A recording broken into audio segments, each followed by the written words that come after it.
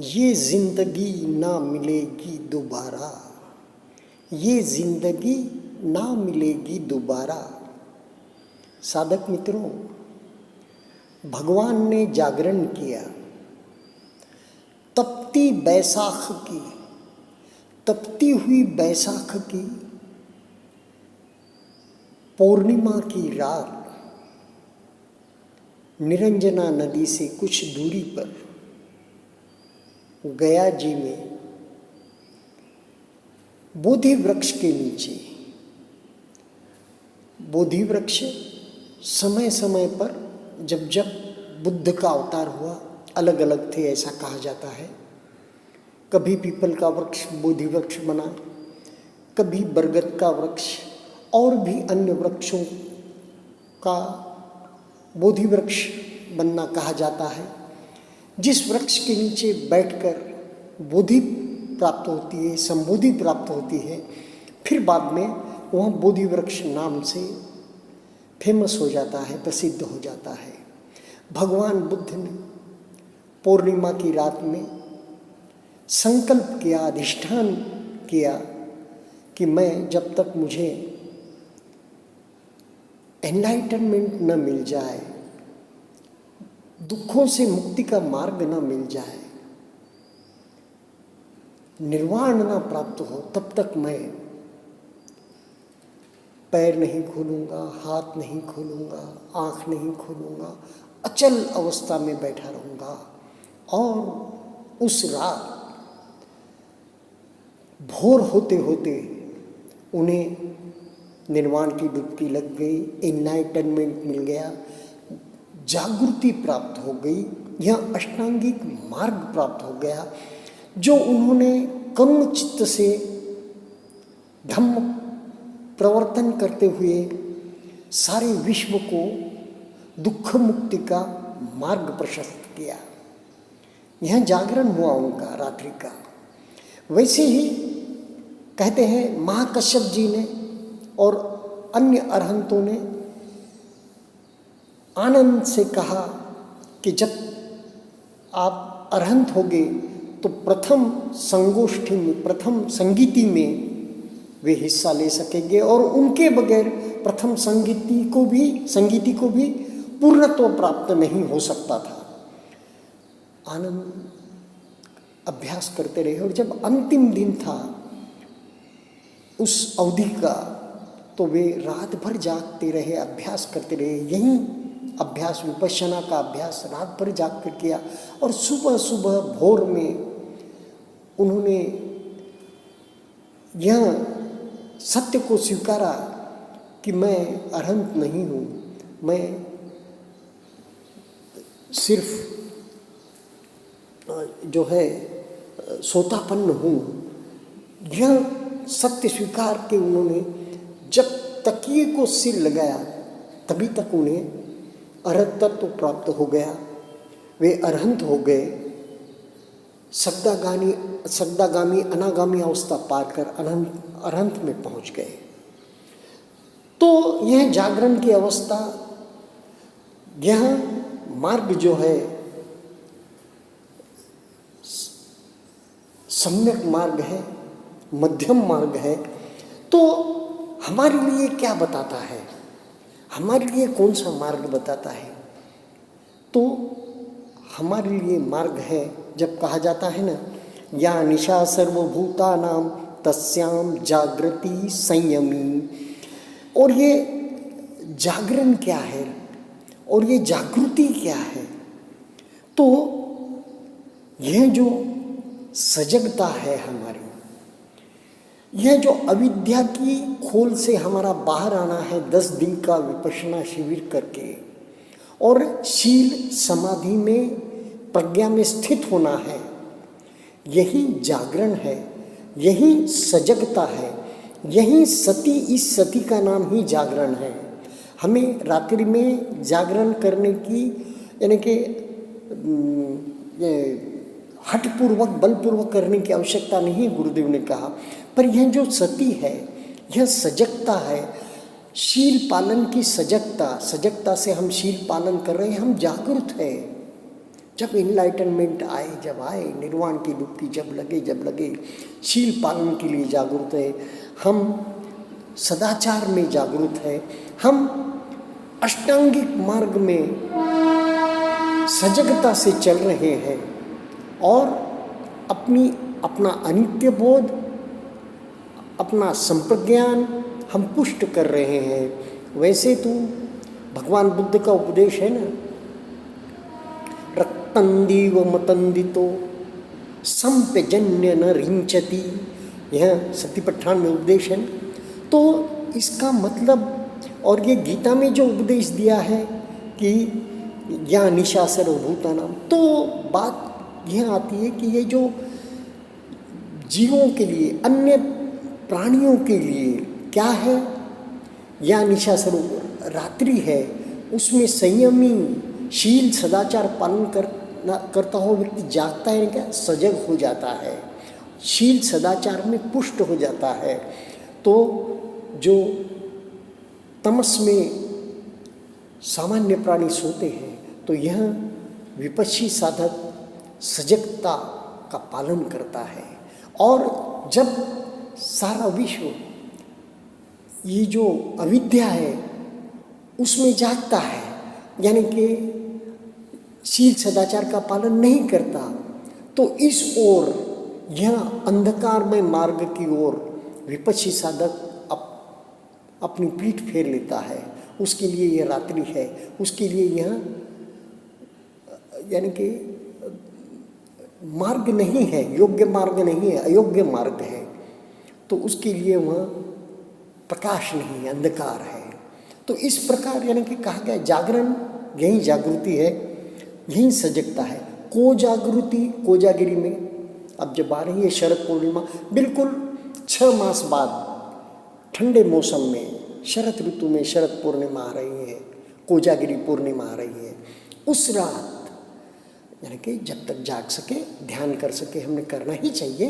पूर्णिमा है और शरद पूर्णिमा है, जागरण कीजिए, उसमें कोई बात नहीं। लेकिन सजगता यही जागरण है, मध्यम मार्ग है ना, उसमें बलपूर्वक, हठपूर्वक कोई कार्य करने के लिए नहीं कहा है। गुरुदेव के समय में भी रात्रि में धम्मगिरी में टेरेस पर ध्यान हुआ करता था पूर्णिमा के दिन, शरद पूर्णिमा रहो, वैशाखी पूर्णिमा रहो, यानी कि भगवान बुद्ध की पूर्णिमा रहो, इस प्रकार।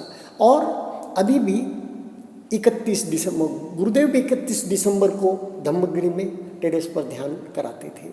और अभी भी जब हम देखते हैं कि जब भी शरद पूर्णिमा या 31 दिसंबर की रात होती है, तो यहाँ पुणे में स्वारगेट सेंटर पे धम्मकुंड पर रात्रि पुराने साधक एकत्र होकर ध्यान करते हैं। तो इस प्रकार को जागृति, कौन जाग रहा है, कौन जाग रहा है, तो सजगता और अष्टांगिक मार्ग में पुष्ट होना, यही जागृति है, यही अविद्या की अंधकार से बाहर आना है और विद्या में पुष्ट होना है, अष्टांगिक मार्ग में पुष्ट होना है। अब हम देखते हैं ना कि जो इनकी बात आती, योगी अरविंद की बात आती है, स्वतंत्रता सेनानी और योगी अरविंद कहते हैं, अरविंदो विलेज है ना इधर पौंडीचेरी अपने दक्षिण में, तो साल में एक बार एकांत छोड़कर वे योगी अरविंद लोगों को दर्शन देते थे या मिलते थे, मौन में रहते थे वर्ष भर, अनेक वर्षों का उन्होंने मौन तप किया। उनका डिवाइन लाइफ किताब है ना, बहुत फेमस है, जो कि सत्यवान सावित्री की उसमें कथा है, ऐसा कहते हैं, मैंने पढ़ा नहीं है, देखा है। और उसमें उन्होंने महामानव की कल्पना की, उन्नत मानव की कल्पना की और उन्नत मानव बनने का रास्ता बताया, ऐसा कहते हैं। हमारी विपश्यना भी क्या करती है, निर्वाण का रास्ता, दुख विमुक्ति का रास्ता बताती है। उसी दक्षिण में, उसी पौंडीचेरी के बाजू में अरुणाचल में महर्षि रमन एक ही बात लेकर बैठे, महर्षि रमन कि कोहम, मैं कौन हूँ, मैं कौन हूँ, मैं कौन हूँ, कोहम, कोहम यह लेकर बैठे शब्द और कुछ नहीं, एकांत और मौन। तो यह पद्धतियाँ हैं, लेकिन जो मार्ग है सारी तरह से बिल्कुल निष्कंटक सीधा मार्ग, और हर मुकाम को, हर मार्ग के मील के पत्थर को बताया गया है। ऐसा भगवान बुद्ध ने 2600 वर्ष पूर्व हमारे लिए मार्ग प्रशस्त कर दिया है। शील समाधि प्रज्ञा का मध्यम मार्ग, अष्टांगिक मार्ग। तो उस पर हमें चलना है और आगे बढ़ना है।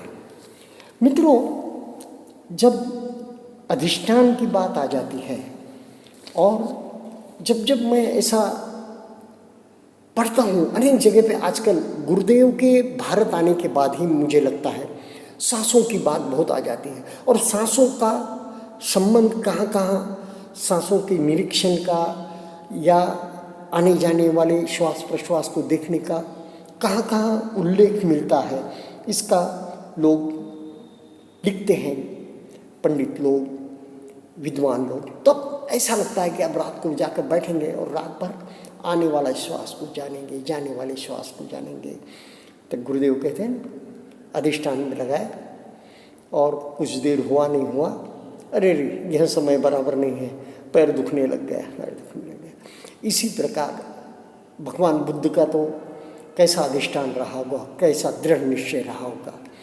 तो फिर कभी अधिष्ठान तो पूरा हो ही जाता है 1 घंटे का, लेकिन उसमें जो तपन होती है, उसमें जो पीड़ा होती है, उससे जब साधक उस पीड़ा को दृष्टा भाव से, तटस्थ भाव से, स्थित प्रज्ञ भाव से, अनित्य बोधपूर्वक देखता हुआ, समझता हुआ आगे बढ़ता है, तब उसकी छलांग लगती है।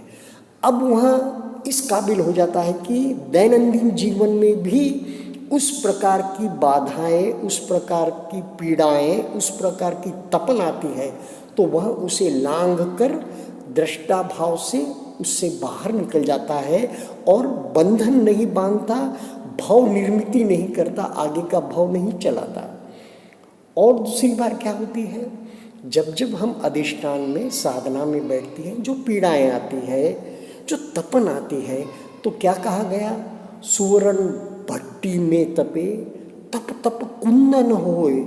तो अवश्य ही जहाँ जहाँ विकार है, जहाँ जहाँ रोग है, जहाँ जहाँ अशुद्धि है, जहाँ जहाँ गंदगी है, तो साधना में ध्यान में बैठने के बाद वहाँ पर तपन होगी, वहाँ पर पीड़ा आएगी, वहाँ पर दुखाव आएगा, दर्द आएगा। और जब हम तटस्थ भाव से रहेंगे, वहाँ पर स्थूल संवेदना आएगी, तब वह स्थूलता, तपन आकर, कोई पीड़ा आकर, तप कर, वह जो हिस्सा है शरीर का, अंग है, तप कर, और उसमें हलन चलन, उसमें सूक्ष्म संवेदनाएं निर्मित होगी, और वहाँ से उस प्रकार की अशुद्धि तिरोहित हो जाएगी, उस प्रकार का रोग, उस प्रकार का विकार क्षीण हो जाएगा, निकल जाएगा, उसकी निर्जरा भी हो जाएगी।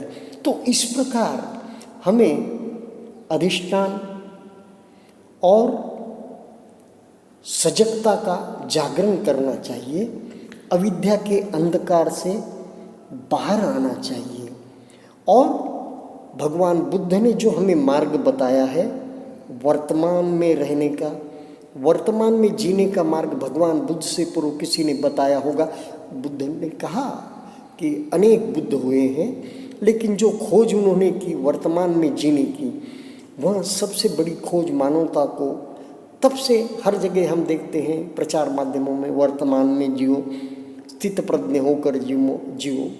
तो समय का बेस्ट उपयोग कौन सा, बस विपश्यना ध्यान साधना करना, यह समय का बहुत ही अच्छा उपयोग है।